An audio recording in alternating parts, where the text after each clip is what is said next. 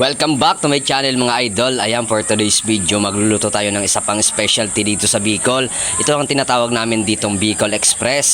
At mayroon din tayo ditong sinigang na salmon. At samahan nyo kami guys sa pagluluto ng ating pangulam ngayong araw. So bago nga pala ang lahat, mag-i-intro muna tayo.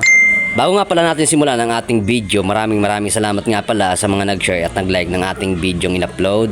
So bali nga ito nga pala ang ating video ngayon ay ang ating pagluluto ng ating Bicol Express. So nga pala ito sa pinakang specialty dito sa Bicol. At syempre kung taga Bicol ka, alam mo yung pagluluto nito kung paano ba yung proseso. So sa mga hindi nga pala nakakaalam ng proseso ng pagluluto nito, ayan, hayaan nyo kaming panoorin para matuto kayo sa pagluluto ng Bicol Express. So bali ito nga pala yung una nating proseso. Gagayatin muna natin yung ating balat ng baboy at susunod na natin dito yung ating mga ricado. Itong minuna ko nga pala dito yung ginayat yung ating sibuyas at bali sinunod ko nga pala dito yung ating bawang. So sinabay ko na nga pala dito guys yung ating ricado sa sinigang. So hindi nga pala Bicol Express